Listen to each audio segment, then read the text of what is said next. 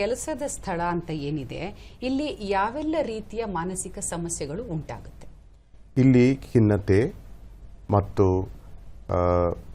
Depression ಅಂತ ಹೇಳ್ತೀವಿ. ಖಿನ್ನತೆ ಮತ್ತು ಆತಂಕ ಮತ್ತು ಹಲವಾರು ಜನರು ಈ ಮದ್ಯಪಾನವನ್ನು ಮಾಡ್ತಾರೆ.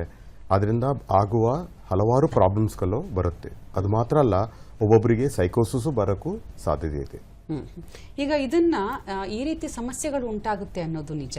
ಇದನ್ನ ಒಟ್ಟಿಗೆ ಕೆಲಸ ಮಾಡ್ತಿರುವಂತಹ ಸಹೋದ್ಯೋಗಿಗಳು ಅಂದ್ರೆ ಕೊಲೀಗ್ಸು ಹಾಗೂ ಮನೆಯವರು ಗುರುತಿಸೋದು ಹೇಗೆ?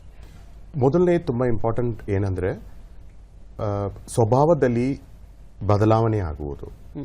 ಚೆನ್ನಾಗಿ ಮಾತಾಡ್ತಾ ಇದ್ದಾರೆ, ಬಟ್ ಸಡನ್ ಆಗಿ ಅವರು ಸೈಲೆಂಟ್ ಆಗಿಬಿಡ್ತಾರೆ, ಯಾವ ವಿಷಯನೂ ಮಾತಾಡ್ತಾ ಇಲ್ಲ.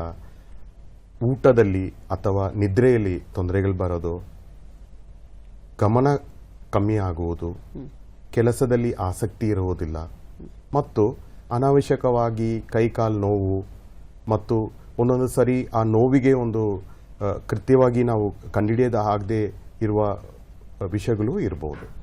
ಸೊ ಅಂದರೆ ಸ್ಪೆಸಿಫಿಕ್ ಆಗಿ ನನಗೆ ಇಲ್ಲೇ ನೋವಿದೆ ಅಂತ ಹೇಳೋಕ್ಕಾಗಲ್ಲ ಅವರಿಗೆ. ಸೊ ಹಲವಾರು ಕಡೆ ಇಲ್ಲಿ ನೋವಿದೆ ಅಲ್ಲಿ ನೋವಿದೆ ಅಂತ ಹೇಳ್ತಾರೆ. ಸೊ ಈ ಥರ ಯಾರಾದರೂ ನಿಮ್ಮ ಹತ್ರ ಅಪ್ರೋಚ್ ಮಾಡಿದರೆ ಇಲ್ಲ ಮನೆಯವರು ಗೊತ್ತಾದರೆ ಅವರು ಮಾನಸಿಕ ಡಾಕ್ಟರ್ ಹತ್ರ ಹೋಗುವುದು ಅಥವಾ ಈವನ್ ಫಿಸಿಕಲ್ ಡಾಕ್ಟರ್ ಹತ್ರ ಹೋಗಿ ಚೆಕ್ ಮಾಡೋದು ಒಳ್ಳೆಯದು.